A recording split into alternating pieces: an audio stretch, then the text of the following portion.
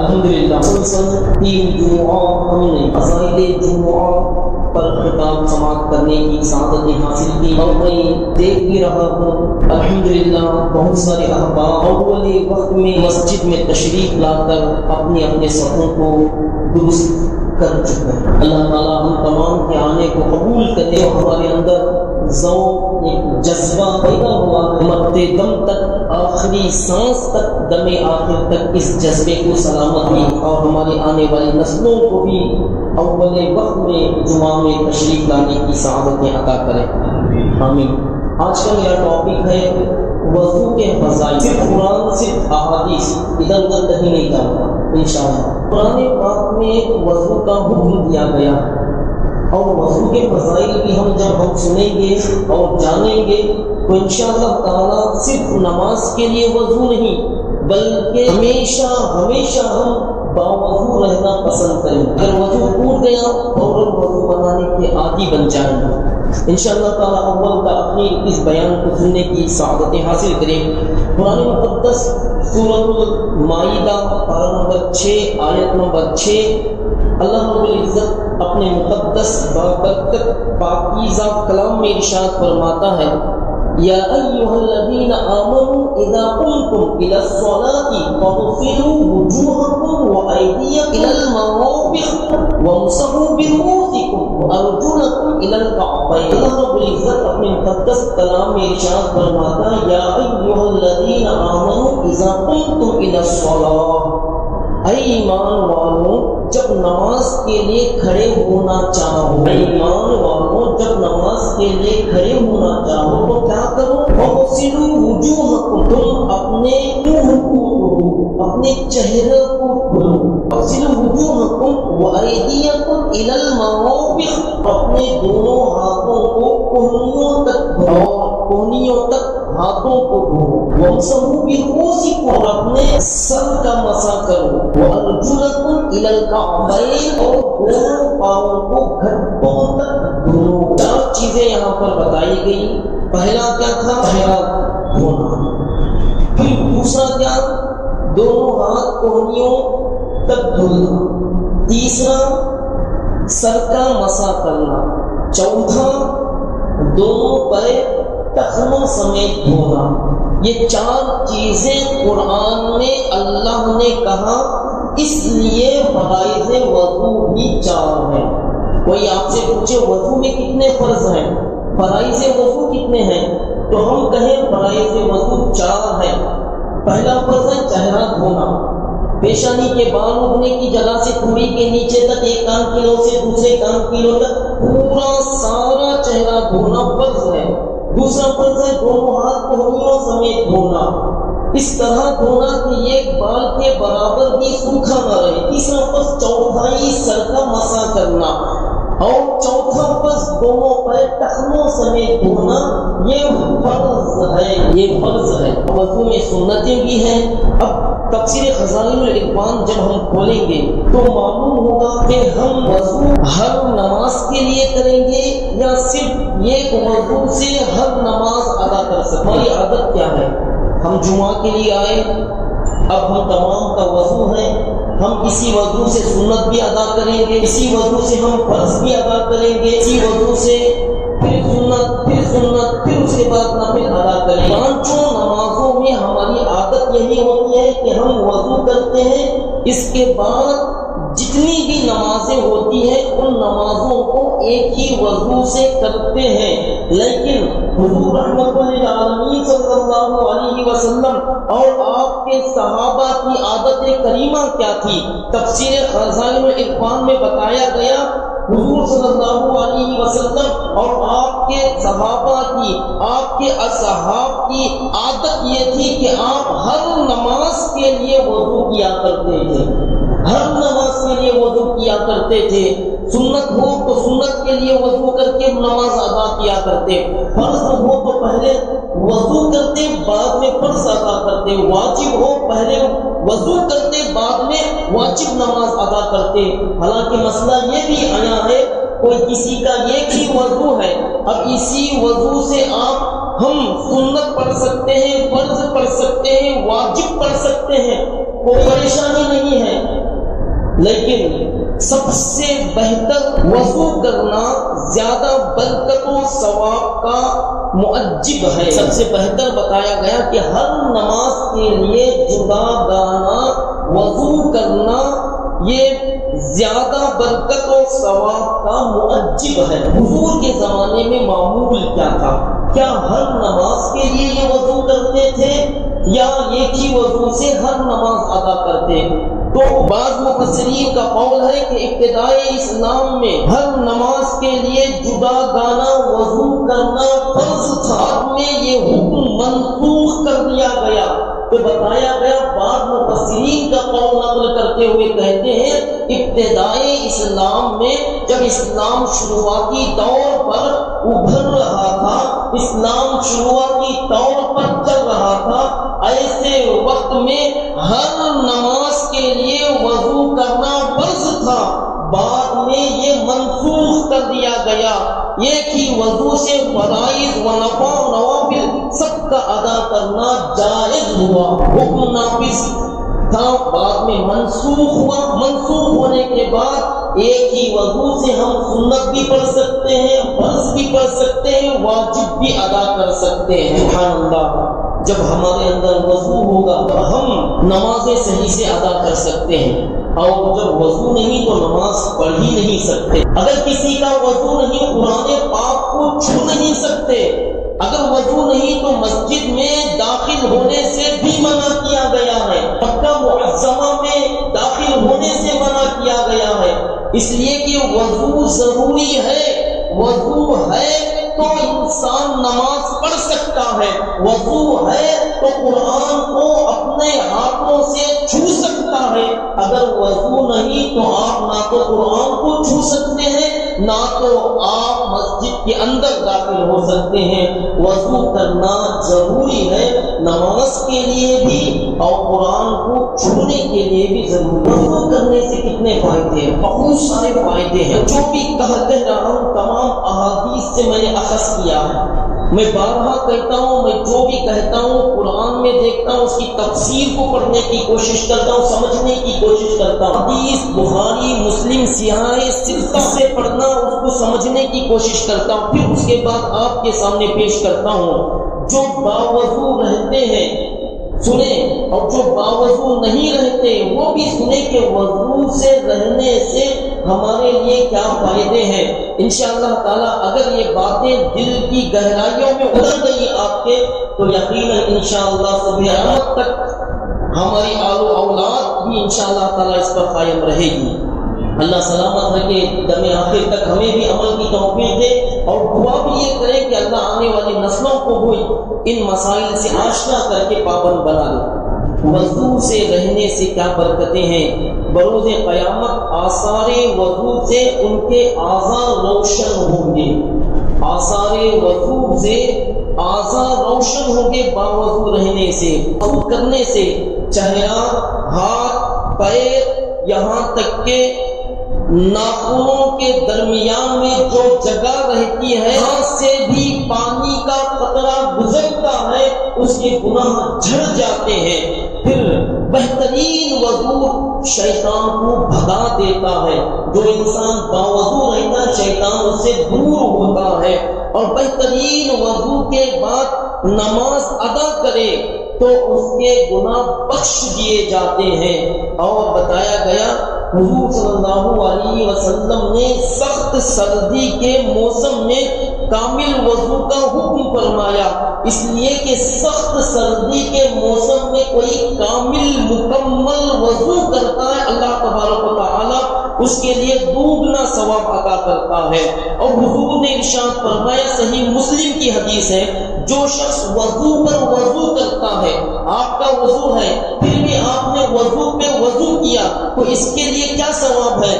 حضور ارشاد فرماتے ہیں جو شخص وضو پر وضو کرے اس کے لیے 10 نیکیاں لکھ دی جاتی ہیں۔ اور صحیح مسلم کتاب الطہارت میں ہے، حضور ارشاد فرماتے ہیں الطہور شطر الایمان، پاکی نصف ایمان ہے، پاکی آدھا ایمان ہے۔ وقت باوضو رہنے کا حکم دیا گیا، جو انسان وقت ہمیشہ باوضو رہتا ہے اس کے دل سے خوف دور ہو جاتا ہے۔ ہم کہتے ہیں فلاں کا خوف، فلاں کا خوف، کچھ نہیں ہے۔ اگر کوئی باوضو ہمیشہ رہا کرے تو اس کے دل سے خوف دور ہو جائے گا۔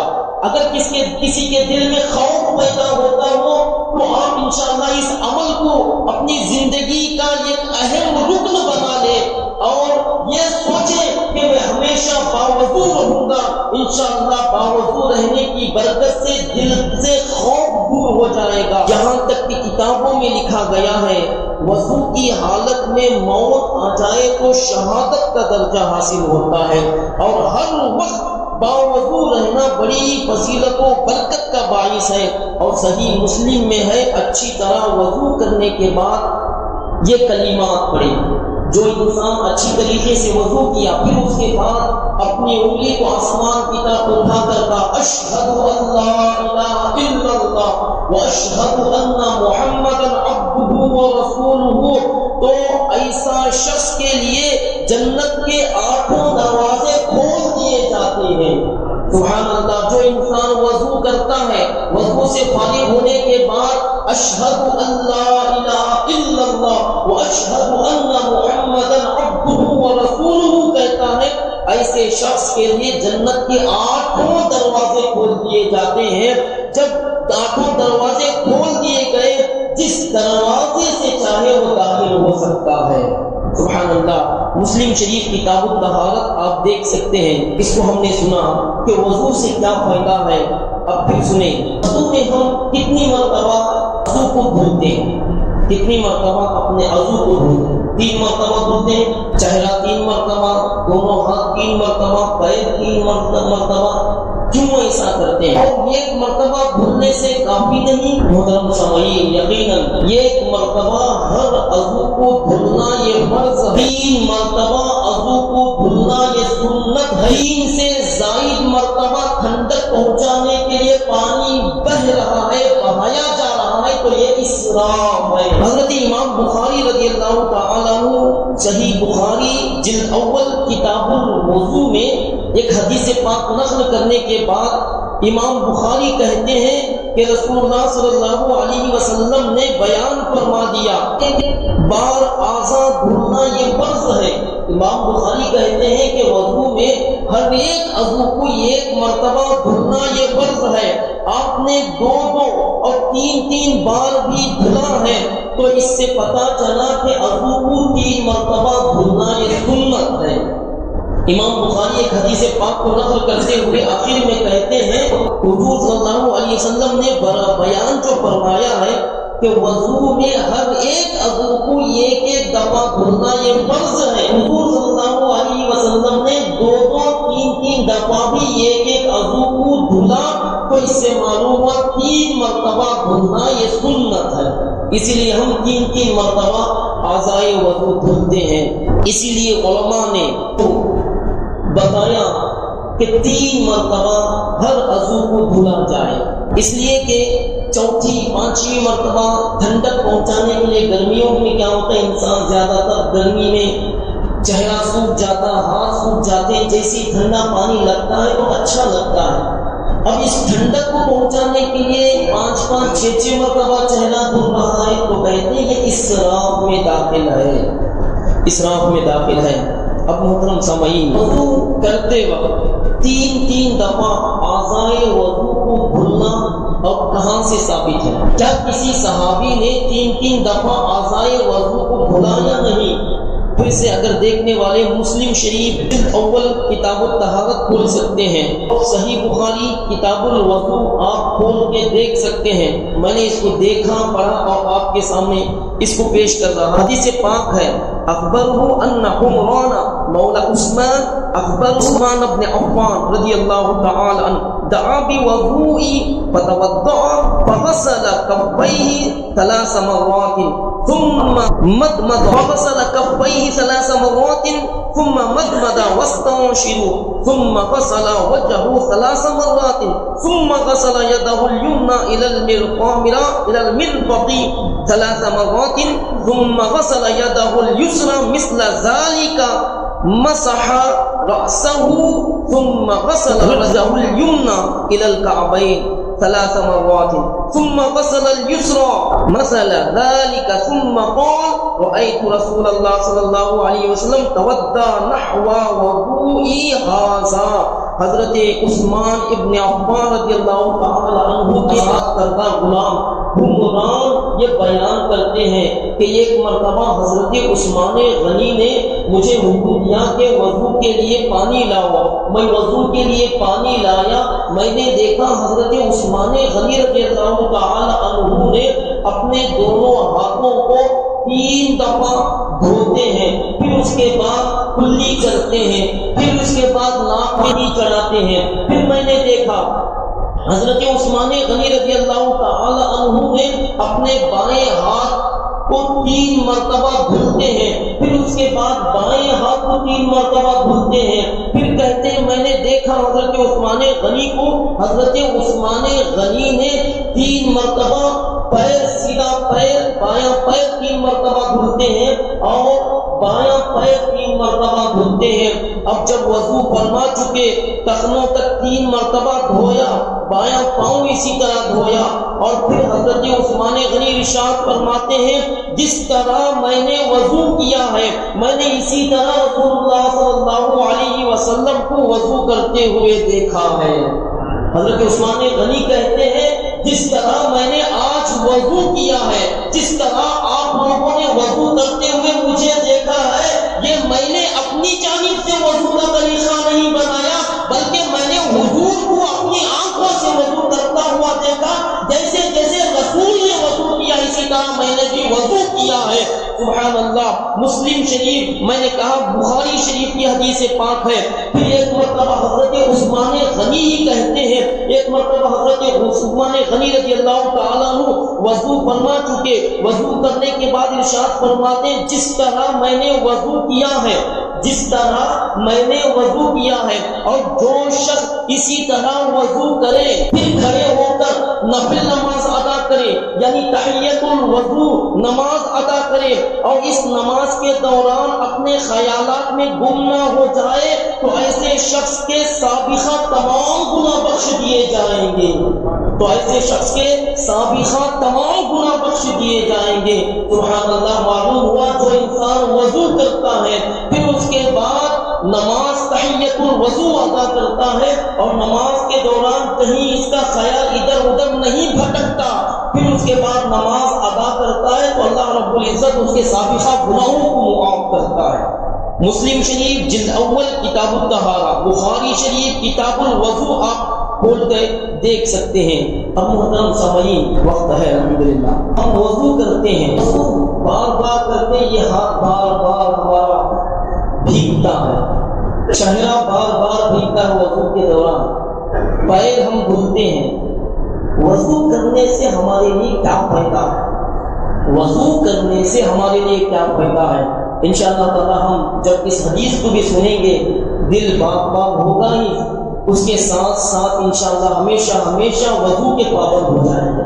ان ابی ہریرہ رضی اللہ تعالی عنہ قال سمعت رسول اللہ صلی اللہ علیہ وسلم یقول ان امتی یدعون یوم القیامت غرا محجلین من آثار الوضوء من استطاع منکم ان یطیل قربته ولیفعل۔ حضرت ابو ہریرہ رضی اللہ تعالیٰ عنہ روایت کرتے ہیں کہ میں نے رسول اللہ صلی اللہ علیہ وسلم کو فرماتے ہوئے سنا، قیامت کے روز میرے امتی اعضائے وضو کی چمک کے باعث سفید چہرے اور سفید ٹانگوں والے کہہ کر بلائے جائیں گے۔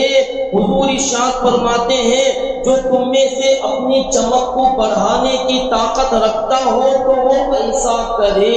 اللہ کیا حضور فرماتے ہیں، جو انسان وضو کرتا ہے اور وضو کرنے سے قیامت کے دن اللہ رب العزت کی بارگاہ میں امت محمدیہ کو جو وضو کے پابند تھے ان کے چہرے چمکتے ہوں گے، ان کے پیر چمکتے ہوں گے، ان کے پیر اور چہرے چمکتے ہوں گے۔ اسی وجہ سے فرشتے کیا کہہ کر پکاریں گے؟ فرشتے کہیں گے سفید چہرے والے اور سفید ٹانگوں والے آ رہے ہیں، یہ فرشتے کہیں گے سفید چہرے سفید ٹانگوں والے آ رہے ہیں۔ حضور ارشاد فرماتے ہیں جو انسان دنیا میں پیدا پہ وضو کرتا ہے، ہر نماز کے لیے وضو کرتا ہے اور ہمیشہ ہمہ وقت وضو سے رہتا ہے، حضور فرماتے ہیں قیامت کے دن اس کا چہرہ چمکے گا، اس کے پیر چمکیں گے، یہاں تک کہ اس کا سر جو مسا کرتا ہے وہ چمکے گا۔ تو اس کی وجہ سے فرشتے خود کہیں گے یہ سفید چہرے والے سفید ٹانگوں والے کہہ کر یاد کیے جائیں گے۔ اور حضور نے ارشاد فرمایا امت محمدیہ کو، اے امت محمدیہ اگر تم میں سے کوئی اس چمک کو بڑھانا چاہتا ہے، بڑھانے کی طاقت رکھتا ہو تو اسے چاہیے کہ وضو کا پابند ہو جائے، وضو ہمیشہ کرتا ہے، وضو ٹوٹ گیا فوراً وضو بنا، پیشاب کرنے سے وضو ٹوٹ جاتا ہے، ہوا خارج کرنے سے وضو ٹوٹ جاتا ہے، نواقض وضو ہیں، آپ نواقض وضو کو پڑھیں، وضو توڑنے والی چیزیں ہیں، وضو توڑنے والی چیزوں کو جان لیں۔ اگر کوئی انسان ان کو پڑھے گا تو معلوم ہوگا کہ نواقض وضو کتنے ہیں، وضو توڑنے والی چیزیں کتنے، اس کے بعد آپ خود انشاءاللہ تعالی وضو ٹوٹے فوراً وضو کرنے کے عادی ہو جائیں گے۔ پھر مجھے تیزی سے آگے بڑھنا ہے۔ صحیح بخاری کتاب الوضو، صحیح مسلم کتاب الطہارہ کے حوالے سے میں نے آپ کے سامنے اس حدیث کو پیش کیا۔ اب محترم یہاں تک تو ہم نے سنا کہ ہمارے اعضاء چمکیں گے قیامت کے دن، چہرے چمکیں گے ہمارے۔ جو انسان وضو کرتا ہے، ہاتھ دھلتا ہے تو ہاتھ سے گناہ جھڑ جاتے ہیں، چہرہ دھلتا ہے چہرے سے گناہ جھڑتے ہیں، سر کا مسا کرتا ہے سر سے گناہ جھڑتے ہیں، پیر دھلتا ہے پیر سے گناہ جھڑ جاتے ہیں۔ وہ کیسے؟ یہ کس حدیث میں ہے؟ صحیح مسلم کتاب الطہارہ میں یہ حدیث موجود ہے۔ اس حدیث کے راوی حضرت ابو ہریرہ رضی اللہ تعالی عنہ ہے۔